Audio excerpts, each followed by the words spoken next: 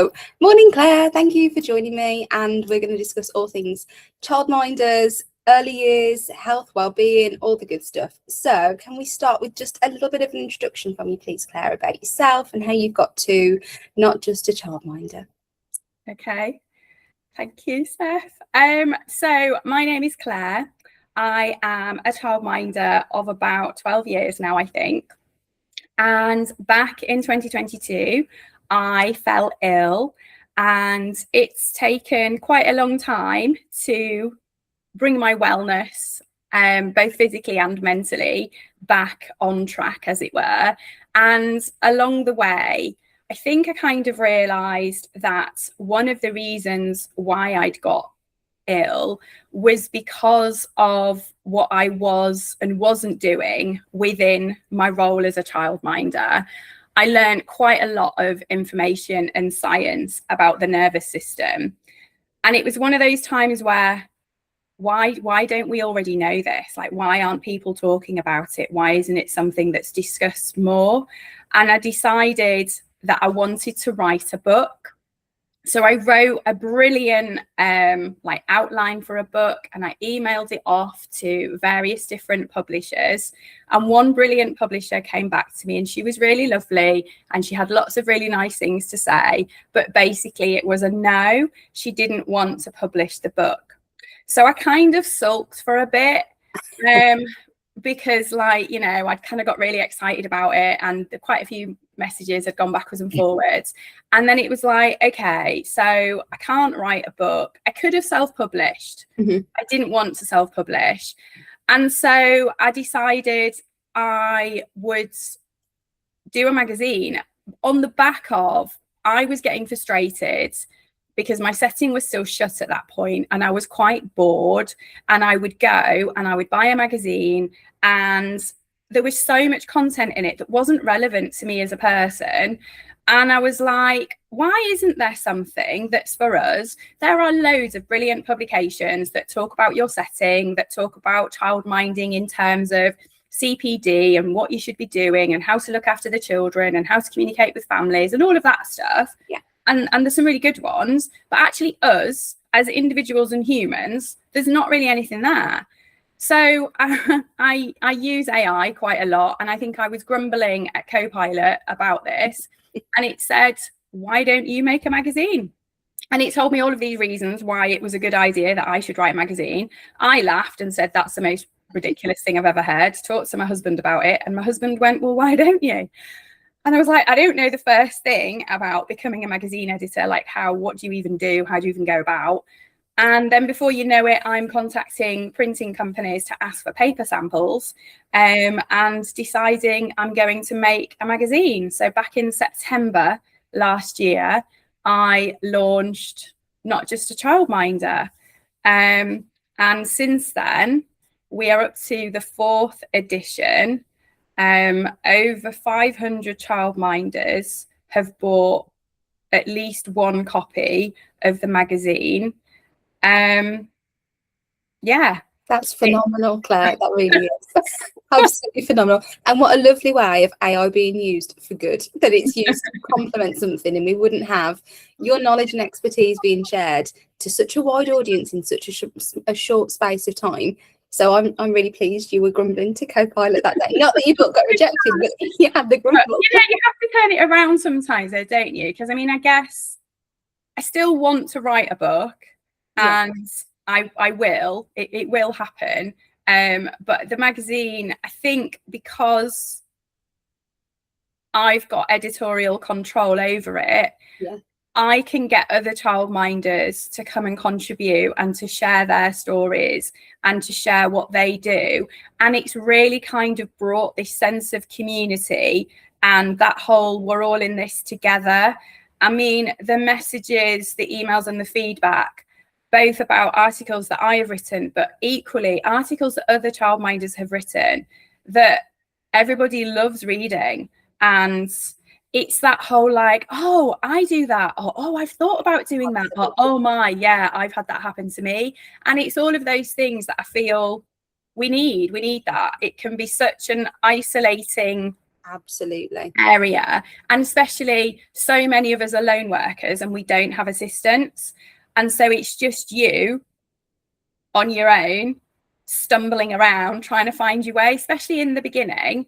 I mean, I think childminders that are lucky enough to be with Tiney, they've got that support from day one. And that's very different to people that go with Ofsted, because Ofsted is just the regulator. And in terms of support, you've got to look to your local authority and what's around in your local area. And that's such a lottery, depending on where you are in the country. Some local authorities are fantastic and they do amazing things, and others don't have the capacity or the funding or whatever the constraints might be, but it is very different. So I think anything that can bring us all together, unite us, and help uplift us. Yeah. And a whole host of other things, really. I completely agree. And I think what you said there around this sharing ideas, and it's not just you who's experienced that, is so important, especially for lone workers, especially for how difficult some of these scenarios can be that you find yourself in as a childminder, and you are the Senko, you are the DSL, you're responsible for doing all of this, and you don't know if that is normal practice, if that is an exceptionally high number of SEN referrals. You don't have that other person to bounce off. So I think having that one local space to go to see, to realise actually that is okay, that you've done that, that is the right next step. There's a reassurance in that you don't necessarily get when you do work alone. Absolutely. Yeah. Okay, so your brand is not just a childminder, and that just a childminder stigma is quite important. So what impact do you think that can have on a childminder's health and sense of self? I mean, when I decided to name the magazine that, I appreciate that there is this whole thing where we will just say, I'm just a childminder, when actually we're not just anything. We do amazing things every day for these little people that come into our houses. And it's almost like we don't necessarily believe that we are as wonderful and brilliant and capable as we are. And so it's that kind of, I just childmind the children. I just look after children all day. And I think some of that is society, where any kind of role that you are in, some kind of caregiving, and I'm probably going to be slightly sexist here, but any kind of role that involves women in that caring capacity, I appreciate that there's some brilliant men out there that do amazing work as childminders and childminder assistants. And I don't want to take away from that. But historically, women have always been looked down upon. They went off to go and do work for some pin money. And we just do, just have a little job to just bring in some pennies. And that stigma seems to have stayed with us. And although society has slightly moved along, I am a woman, I know exactly what goes on out there in the world. But I think that we are kept small. And I think to believe and really have that confidence that you are an amazing and fantastic childminder is so hard, because you go out there and you talk to people and you're deemed someone that plays with the children all day, or well, you're just like a babysitter, really, aren't you? And there's all these kind of different ways of looking at it that all put it down, when ultimately you're an early years educator. You are responsible for growing that child from the first day it walks through your door. Well, doesn't walk, crawls through your door. They're normally like 9 months old. We have them from 9 months old to at least going to school. Yeah. That's such a huge part of their life. And we are there to shape them, to help them, support them, keep them safe, educate them, entertain them, inspire them, and show them the magic of the world. That's not just anything. Absolutely. And if you think about it, we say it all the time, the first 5 years of a child's life are the most important. And with a childminder, most of that first 5 years of their life, parents have got to go back to work and juggle all of these other responsibilities. There's no just about it. But I think you're right. I think it's a term that we say to kind of squash what we're doing of, oh, it's just this. It's just a little bit extra. And it's that one word that changes the whole emphasis of what you're actually doing and the impact that that can have. And I think we do that a lot ourselves. And I think the early years sector can feel quite like that sometimes, that we aren't the same as school. We're not formal education, because that starts when they hit reception. And it kind of distinguishes the difference between the two in the sector. Where actually we're all doing the same thing. We're all there for the same purpose. But it kind of changes when we talk about early years. And then even more when we talk about childminders on top of early years. It's a very different mindset and different terminology that we use, which I always find really, really fascinating. But the other thing I think that we potentially struggle with across early years, but maybe more so in childminders, potentially because of lone working, so be interested to hear your thoughts on that, Claire, is this idea of boundary setting and how we can struggle to set boundaries, and the guilt that we have when we say no, or we don't pick something up at 9 o'clock on an evening. Why do you think that is? Why do you think we struggle with this idea of being firm and asserting that actually this is my professional boundary, and if I was in an office you wouldn't question that I'd said no? I think there are a multitude of reasons why, but the biggest one, I think, is fear. Yeah. So if you take it right back to the beginning, so when you first decide that you're going to go and set up as a childminder, there's that worry that maybe there are 6 other childminders in your area. Are people going to come to you? Why are they going to come to you?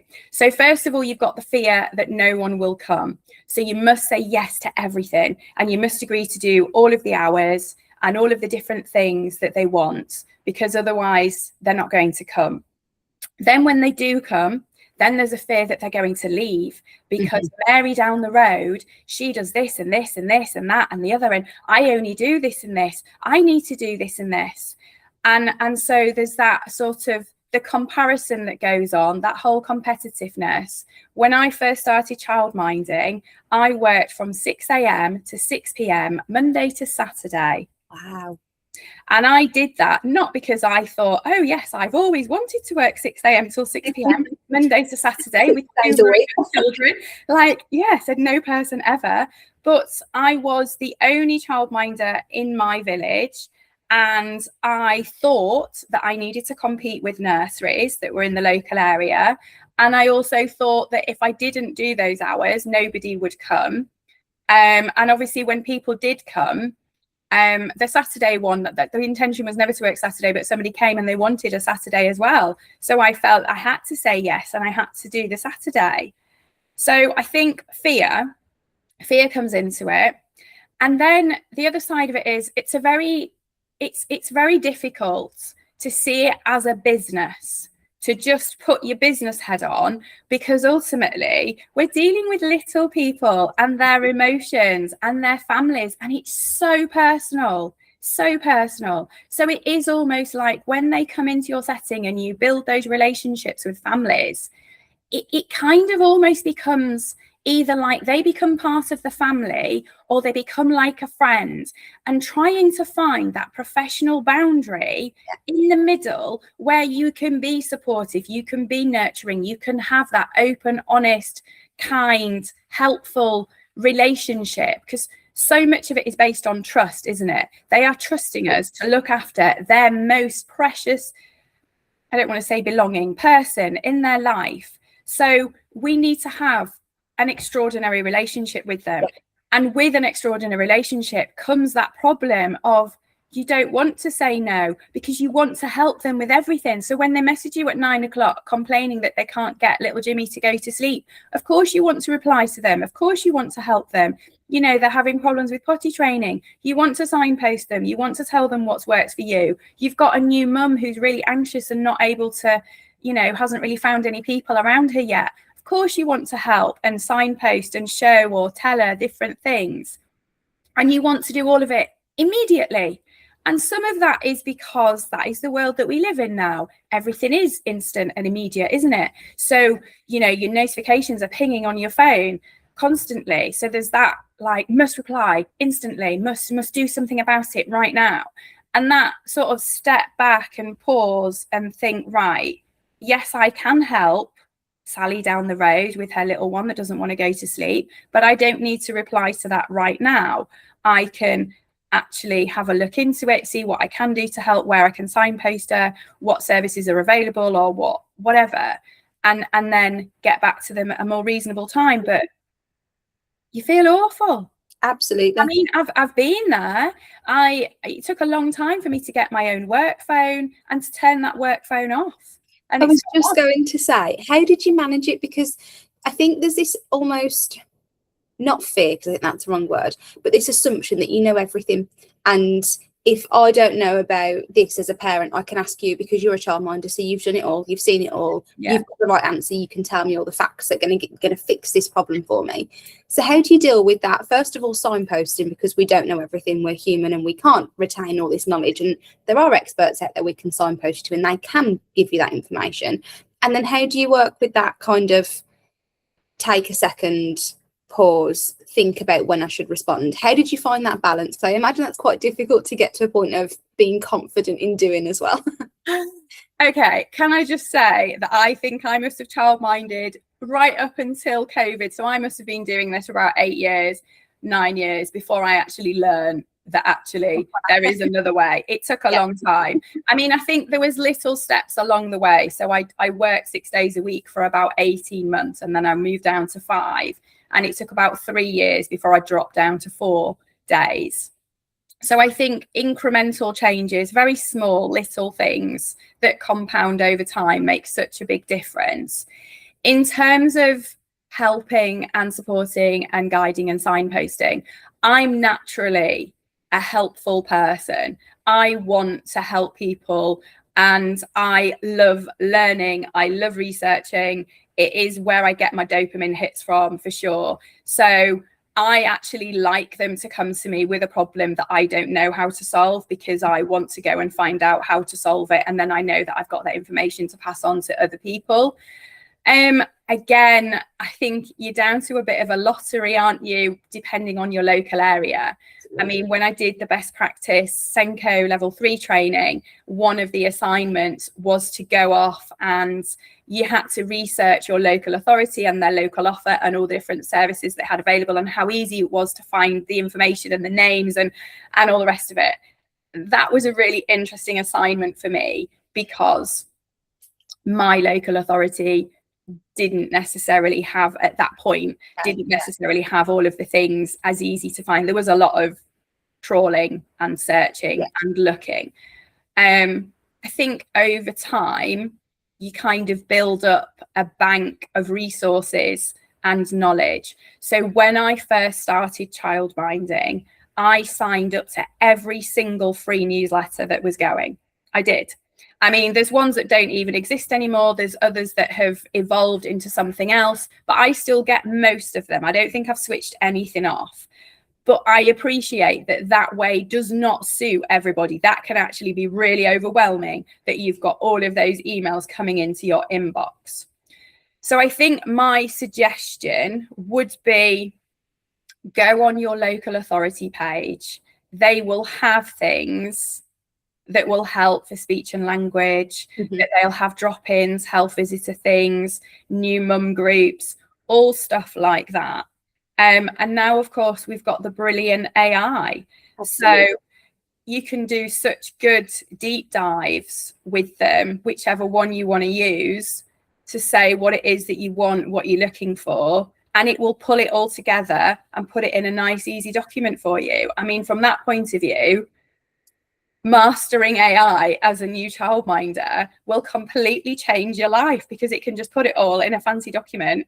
You can add all of your stuff onto it, and there you go. I love that. And I think there is something there absolutely about using what's there and not recreating it. You don't need to feel pressure to say, I've got all of these wonderful resources that I've made, because actually, if there is something speech and language out there that works really well, why do you need to make something more? Use that. We need to get better at sharing and community, this idea of we are all part of the same wider network. We should be tapping into that. We should be using the resources that are there and drawing on the people who we feel more confident in kind of advising people to go to. And I think that's something I would struggle with, because I feel like I'm the same as you. I feel like I need to know everything and I need to be able to point people in the right place. But sometimes it just isn't your area, and that's fine. That's okay to say. And I think it was quite interesting that you said it. Sorry, were you going to say something else there? I was just going to say that I think knowing who the main people are, so thinking about Safe Asleep, for example, going to Lullaby Trust. We all use Lullaby Trust, or I would imagine that most childminders have heard of Lullaby Trust and will. And so should be sharing in, all the information from there. I think there can be a danger when we use social media, and also to a degree AI, if we haven't programmed it properly, that some of the information might not necessarily be correct, or they might have got something wrong. So I think finding those main organizations like Lullaby Trust or the Accident Prevention or others that now I can't think of, going to those that are the set people that know what they're talking about, alongside the Department of Education, alongside what's on the Ofsted website, alongside what's on your own local authority website, rather than what someone has written in a Facebook group. Because I know I often read things that are not correct, or they might be correct for that person's area, but actually my local authority wouldn't allow me to do X, Y, Z, and we are signposted, we are taught that we have to use Lullaby Trust in my area, and there's a couple of others, and we must use their resources. We are not allowed to signpost parents to just random things. It has to be these set things that we've been told that we can. We can obviously mention things to parents that we know about. Again, you're back to that balance of, these are the experts, but I have heard, Jenny down the road who's set up as a sleep consultant, and the feedback from some other parents that come to my setting and she's actually been to them and they've said was lovely. That doesn't mean that you can't do something like that. But I think it's that healthy balance of making sure that wherever you're signposting them to, that is the correct information. Yeah, absolutely. And especially when it comes to young children, because you can't wing that. That's something that you have to be sure is very safe and is the right thing to be doing. I wanted to just circle back, if that's okay. You mentioned that you worked Saturdays for such a long time, and then you got to a point where you're like, right, I can't do this anymore. I want to draw on this idea of kind of losing yourself to becoming a childminder, and that it takes over everything because you don't have maybe the boundaries in place. And we've spoke about the confidence to kind of address those, put those in place.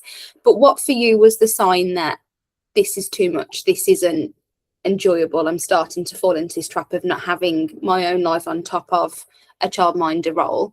And what did you put in place to kind of address it, other than kind of stepping back down? How did you find that balance? I didn't.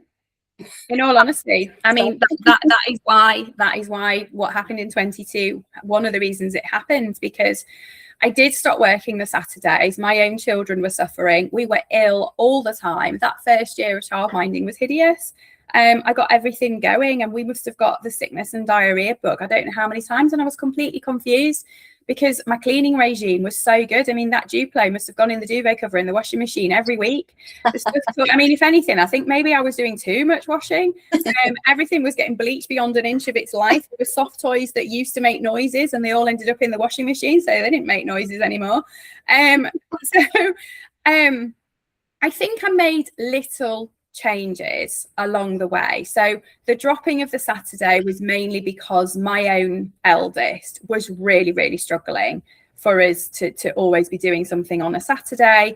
And I was feeling the mum guilt, because when you are childminding your own children and other people's children, rightly or wrongly, you put the needs of the other child over the needs of your own child. My view on that was, I am being paid to look after somebody else's child. I've got a duty of care to make sure that they are safe, secure, and having a wonderful time. But the downside of that meant that my eldest was not having a wonderful time. And so I was feeling incredibly guilty and wasn't quite sure what to do about it, because he went to nursery during the week, but obviously was at home with me on a Saturday. So yeah, the dropping that was for him more than anything else. And then I think in terms of creating boundaries, I think you do it for such a long time that you don't really realize that you never say no. that you're always answering the calls and answering the text messages and responding to emails and agreeing to all of the things until something happens, or until maybe a parent leaves suddenly, and it kind of comes as a big shock because you didn't see it coming, and you feel like you've bent over backwards and you've done all of these things for this person. And I think little things like that possibly happened along the way, where I would get these little reminders that you are a business. Yeah. Yes, we care. Yes, we want the best for those families and those children, but you have to put yourself first before you can start looking after everybody else. And it took me a really long time to kind of figure that out. And I think I was going in the right direction before everything happened, but I just hadn't taken the final step, I don't think, which was looking after myself. Mm-hmm. I think I'd got quite good at saying no. I'd worked out what my routine was, what type of families I wanted to come to my setting, so I wasn't just accepting everybody, because that's the other thing as well, isn't it? And I know money plays into this, because ultimately you go to work as a childminder because you want to earn money. In order to earn money, you need the families to come. So you're back to that fear again of, you know, I need the families to come so that I've got the money to pay the mortgage or pay the rent. But then you take everybody, and you can't take everybody because not everybody was meant for your setting. Yeah. Some children are going to thrive and do amazing things in your setting, and some children are not. And there's nothing wrong with that. And we need to normalize that is okay, that child didn't settle in your setting, that your setting wasn't right for them. That doesn't mean that you are failing. That doesn't mean that there's anything wrong with your setting. That doesn't mean that you're doing something wrong with your setting. It means that family was not a good fit. So I think that was possibly one of the first boundaries. One of the first lot of children that I had were before and after school children, right back at the very beginning. And I took them because they had nowhere else to go. They needed someone to have their children. And against every single gut instinct and feeling and every bone in my body, I agreed to take them. And it was not a good experience for the children. It was not a good experience for my children. And it wasn't a good experience for me because I was mortified because the children were not having a nice time. They didn't want to be around little children. They were older kids. They were 8 and 6. And there was a multitude of things, and it was not a good fit, and it should never have happened. And I vowed after that, when I did manage to come out of it and give notice and send them on the merry way, which was really hard to do because you do feel like you failed. You feel like you assume that you are supposed to be able to look after all the children and make sure everyone is having a magical time. But the truth of that is, no, you can't. And I think this is where you need to not compare yourself to school and teachers, because whilst not all children are meant to go to all schools either, I know it's slightly different because as a teacher in a school, you might not like all of the children in your class. You might not gel with them all in the way that you might with another one. And you're back to this line again, like this sort of, I don't know how to explain it. And as a childminder, working on your own, without other staff, without anyone there to support you, if it's not working for that child, if they are not having the best time, they need to go somewhere else. It's not fair because they're not little for very long. Mm-hmm. And I am a big believer that there is a setting suitable for all children. There is somewhere that they will have a magical time. And I do and have given notice to families because their child wasn't having the best time. It might not necessarily be that they're constantly crying and they're constantly sad, but you know when someone is running and they're bouncing in and they're really happy and they're really engaged and they have a great time when they're there. And there's a difference between what mood are they in when they come in because they were happily watching Peppa Pig and then they had to get in the car to come and they didn't want to, and so they're grumbling about it. There's a completely different thing to a brand new child that's never been, that needs a couple of weeks to settle, to someone that's been coming to you for quite a few months now, and you know that little spark just isn't there. Mm-hmm. And it should be. And there will be somewhere that child can go and have that spark and that boundary of your child is not right for my setting. And it could be that the family, the way that they run their life, we're really outdoorsy. Back in 2018, I got a family that came that were like, oh yeah, we love the outdoors. They didn't. They didn't go out. They didn't go to the woods. I mean, the poor little boy was mortified when we'd go off to the woods, and my lot were all suited and booted in the puddle suits in January, splashing in the icy puddles, breaking all the ice, getting the sticks. He stood there shivering his little head off, even though he was all suited and booted himself. He hated it. He absolutely hated it. When we stayed at home and we just did lovely crafts and stickers and glue and painting in the garden or in the kitchen, he totally loved that. He didn't want to be outside. Yeah. Didn't. And it just wasn't a right fit. And again, they needed somebody. So I think as a parent, I think she felt she needed to say all the right things so that I would take him. And I didn't ask the right questions. You know, one of the things on the safeguarding is get more curious and ask right questions. Do you know what? I feel like that applies to all of it, not just about safeguarding, although one could argue that actually it is part of our safeguarding to make sure that that child is a right fit for your setting. Absolutely. I completely understand that. You spoke a lot there about kind of the children's spark and how we make sure that they're comfortable and that they're getting the right experiences and having the right opportunities. How do we do that for ourselves? How do we make sure that we're looking after ourselves? How do we put ourselves first when our job is to always think about the child, always think about the families? What do we do for self-care? What works? What should we do more of, do you think? Micro moments. Oh, love that. Like everybody thinks that, like, when someone says self-care to them, like, we've got to go book into a spa, we've got to go have a day off, you know, we need to go and have a bubble bath for an hour with candles and calming music, or we've got to go for a walk in bare feet, whatever. I'm not saying there's anything wrong with any of those things. However, the job that we do requires so much of our energy, and our energy isn't in abundance in that way unless you have micro moments where you can pause and breathe and just give yourself a minute to come back to yourself. Absolutely. I think during the day when you are at work, that can be difficult if you haven't already put certain things in place to make that happen.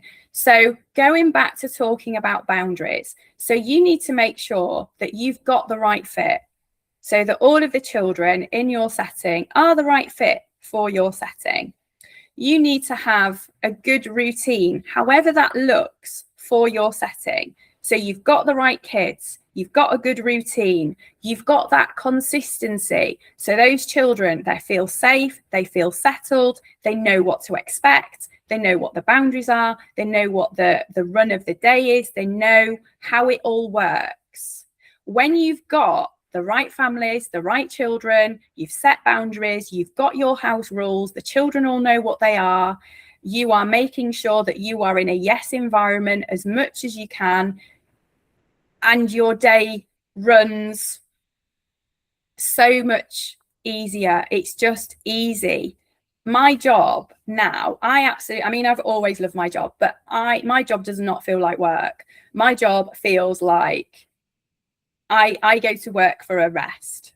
And I've said that for so many years. I go to work for a rest. We have an amazing time. They come for breakfast. We sit, we chat, we talk about what we did the day before, over the weekend, whatever. We eat breakfast. We might talk about what we're eating for breakfast. Then we get our bags and we get the snacks ready.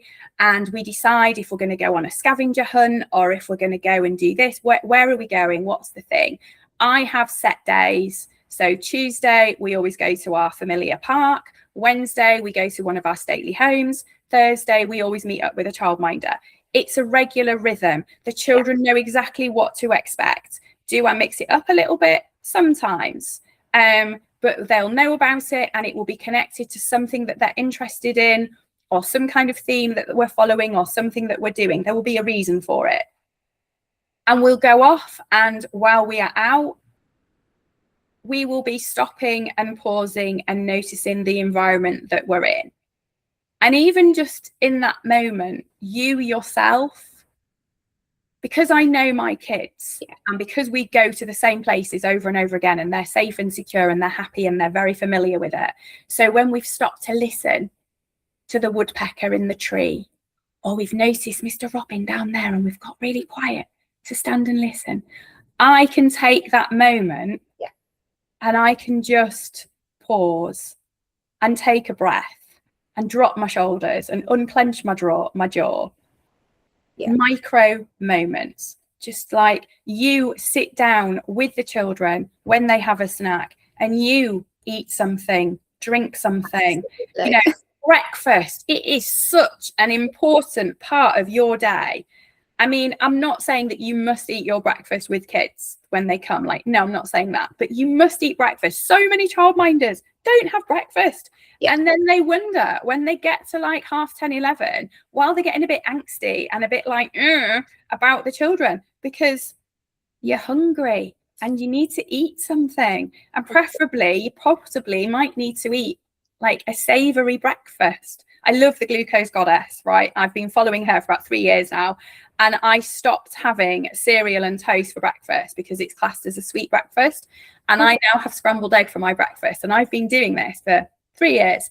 And honestly, the difference, because I'm not having those glucose spikes, I have glucose issues anyway, so that kind of comes into it. But like, it's amazing that I'm a lot more steadier. I'm not having that 3 p.m. slump, because I've had protein and I've had protein in my lunch and I've sat down and I've had lunch with the children. And you don't always have to. Sometimes you can have lunch while they're asleep. So it's finding that way where you get to have a drink and you are hydrating throughout the day, that you're taking time to pause. And then at the end of the day, they go home and you are left with carnage, right? And there's all the cleaning that needs doing, your own kids that they need help, they need doing stuff. You need to possibly make dinner. You've got to clean it all up. You've got to set it all up for the next day, right? It depends on how you work. For me, I run around like a crazy person for about an hour after everyone has gone home. And I clean it, I sort it, and then I'm lucky enough that it's in a cabin. I get to close the door and walk away. My children are older now, so we have rules in place that you don't come near me until I shout you for dinner. I appreciate that not everyone can do that, but you can do things. And then I disappear for 10 minutes, just 10 minutes, and I set a timer, and I go off to my room, and I just have 10 minutes. Love that. And I just sit. I don't take my phone. I don't have the TV on. Nothing. It's just me and a glass of water for 10 minutes. And unless someone is bleeding or dying, my boys know not to come and knock on the door. Like, they leave me in peace. And once I've had that 10 minutes of doing absolutely nothing, I will then get up and I will go again and do whatever it is. You know, we make dinner, wash up after dinner, do chatting time, sort out homework, and all of the mum stuff that then has to come into being. But I think you start small, especially if you've been running on cortisol and you're stressed out, then your nervous system is likely running in fight or flight. And so you cannot start calming a dysregulated nervous system until you start slowing things down. So micro moments, because they do compound over time. It's boring. It is consistent. You have to be consistent with it. And it can feel a bit samey. And in the beginning, when you first sat there for 10 minutes, it's really hard. You try sitting for 10 minutes and doing nothing. You just sat there like this, nothing. But then your brain starts worrying as well, doesn't it? Of other things you should be doing. And I think that's the point of it, isn't it? That you're not doing them. And it's giving yourself permission just to sit and be with your own thoughts, just to let the day wash over you. And I love that point that you made of, I schedule it in. I know when I'm having my 10 minutes, and everybody else knows that those 10 minutes are for me. So it's completely just for you. And I think there's something so special in that, of you've scheduled time for yourself. And we don't get a chance to do that in the busy world and social media that you feel like you need to keep up with and everything else. There's something really special in saying, actually, no, I'm taking these 10 minutes. I'm just going to sit with it. Just going to let myself feel in those 10 minutes. Just going to let everything come back down. Let myself relax, really kind of retune. And the other thing I picked up from what you were saying there as well, Claire, is this really knowing yourself. And we know our children inside out, and we know their likes, their dislikes, what can set them off, what can bring them back down again. We need to learn that for ourselves as well, and we need to give ourselves permission to explore what that looks like for us. And actually, does having 10 minutes in the garden just to kind of have a little breather after work, does that help calm you down? Do you need to read for 10 minutes? It's finding what works for you. And I think there's something special in relearning that about yourself, and I think we do lose it because social media is everywhere, and you do feel this kind of drift to sit and stare at a screen as opposed to engage in conversation. It's just finding that rebalance, isn't it, of what works, what should I be doing more of, and how is that affecting my cortisol level and everything else in my body, and how am I feeling more regulated after that. There's something special in scheduling it in to just really turn off and really have special time, safe time for yourself. I love that. On social media, we see a lot of it now. We see a lot of people engaging, posting what their setting looks like, this Pinterest perfect idea of tough trays and everything else. What's your views on it? Is there a space for it? Should we be using social media, or are we putting too much pressure on ourselves when we are sharing what our setting looks like? I mean, who doesn't love to go on Instagram and look at those pretty, amazing, brilliant setups? I mean, I follow some gorgeous, gorgeous settings that do amazing things and have the best resources. But the thing is that we are very much wired to focus on the negative and focus on the why doesn't my setting look like that? Why don't I look like that? I did a YouTube clip last week talking about this, that when I first set up and I did my Pacey training, they added us all into a Facebook group. And so as we were all setting up and getting ready to register, they were all sharing pictures of their living rooms. And I kid you not, they looked pristine. It was like something out of a catalogue.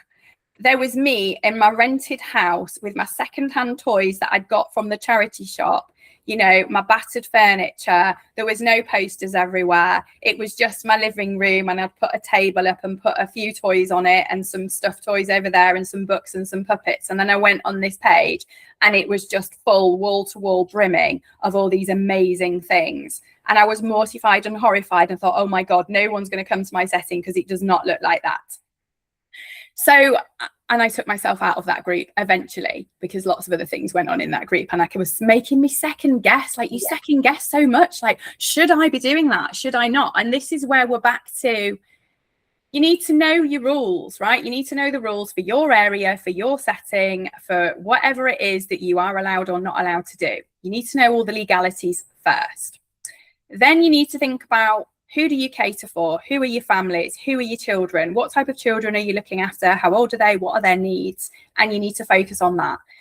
And then you need to think about the layout and how does that work for you in your setting and your garden. By all means, go and look at these brilliant, wonderful settings that have amazing things and do things in different ways. I mean, there's some that are in polytunnels, some that are on farms, some that are outside, some that have got cabins, some that have these amazing pack away things. Like, all of it is brilliant. And I think we can take inspiration from all of these things, but it's knowing that you are brilliant just as you are.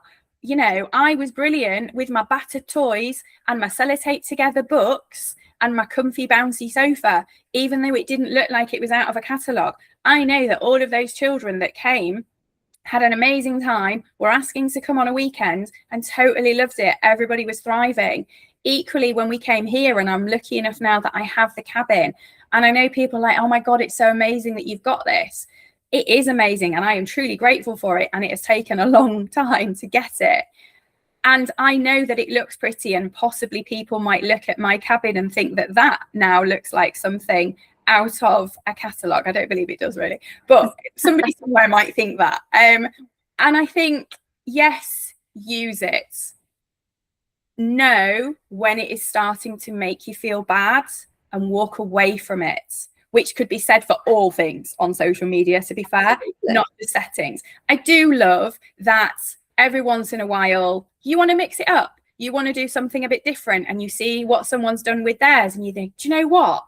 My little Jimmy that loves dinosaurs, he would love that with the potted plants and it's hiding in amongst the moss and all the rest of it. Totally like go and replicate how that would work in your setting. But please, please do not think that you are failing in any way because yours doesn't look like theirs. It was not meant to look like theirs. The whole wonderfulness of childminding is we are all unique and individual, a bit like the children. And we have amazing ways of doing it.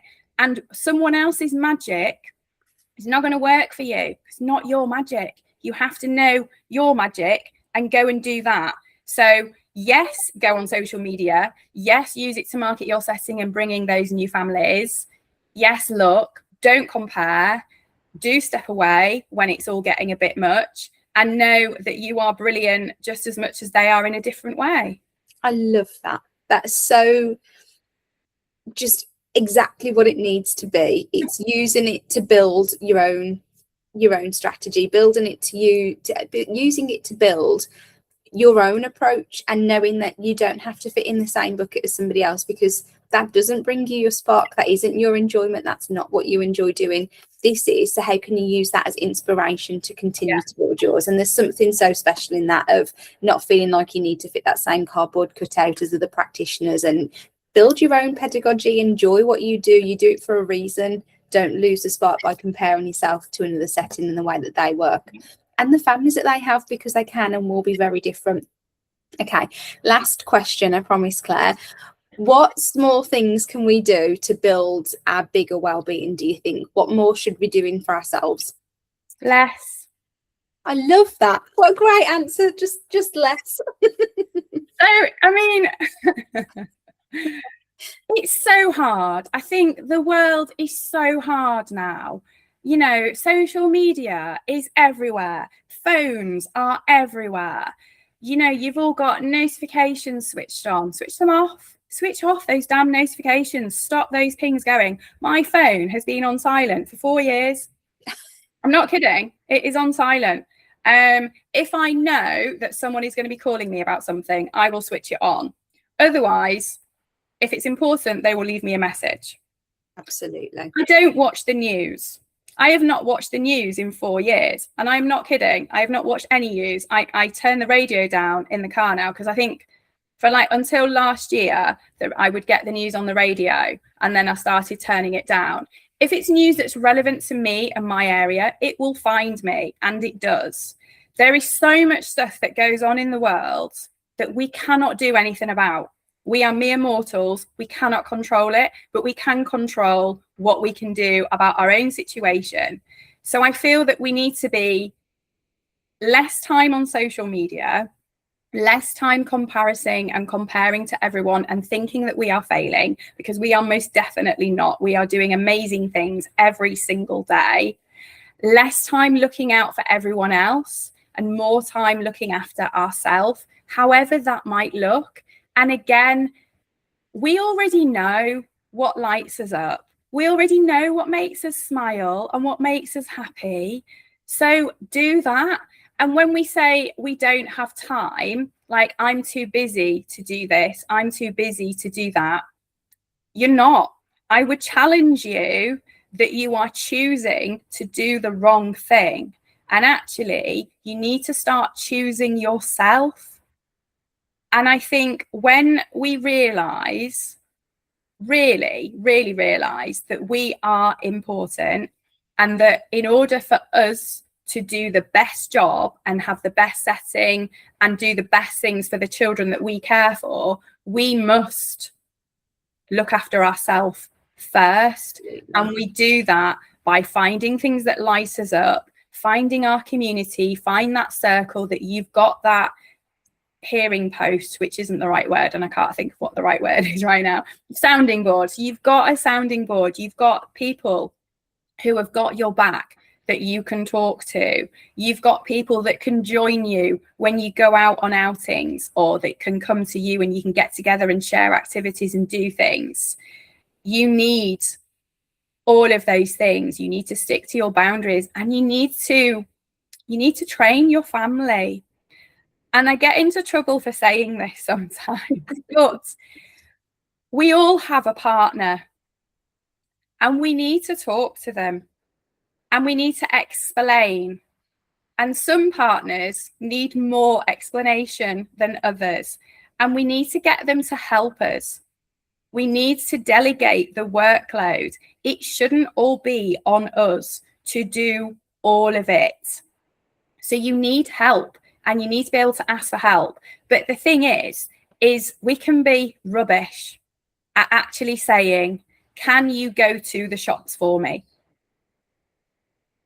We get upset because they didn't open the fridge and realize that we were out of milk, and we sulk because they didn't know to go and do it. But did you actually tell them, we're out of milk, can you please go to the shop and buy some? Now, I know that lots of people will argue that why should we have to do that? Because it makes your life easier. Yeah. Because absolutely. It's something that's been taken off your plate. So you give clear instructions. I don't mean that to sound patronizing or awful, no. But like, we have been brought up to get on with it, just do it, suck it all up, stop moaning about it, and do everything. And we can't, because we are human and we have limits. And if you don't start looking after yourself, your body will find ways to make you stop. Absolutely. And I have no desire to wish on anybody what I went through. So do less. I think that is absolutely perfect. It says, I was smiling because I had the same conversation with my husband this weekend. He was like, what do you want me to do? I was like, look at the kitchen. What do you think needs doing? And he was just like, well, I don't know. I was like, put stuff in the dishwasher, empty the dishwasher. And it was just, well, if you don't tell me, I don't know. And it was hilarious. Before we end, do you want to do just a quick plug for where we can direct people to your magazine? Shall we ask a question on that one? Okay, so I am really pleased now that I actually have a website. So you can't see this very well because I've blocked my screen. So obviously the spring issue, which shouldn't really be called spring because it covers April, May and June. So there's lots of things in June for it. So everything is now all in one place on the wonderful website, which is www.notjustachildminder.co.uk. There are obviously links on there to take you to Instagram or Facebook and now YouTube, which I'm slightly scared about this. I was advised a couple of weeks ago that I needed to get myself on YouTube. So I have. My intention is to do a short every day and long form every week. So there's a mixture between talking about the magazine, talking about everyday life in childminding, bits about AI, and just bits about things that we can do to look after ourselves, and community bits as well. So yeah, follow me on Facebook or Instagram. Thank you so much, Claire. It's been really brilliant talking to you, and I feel really enthused about going to turn off for 10 minutes and have a cup of coffee in the garden on my own. Hey. Thanks, Claire. Right, let's stop the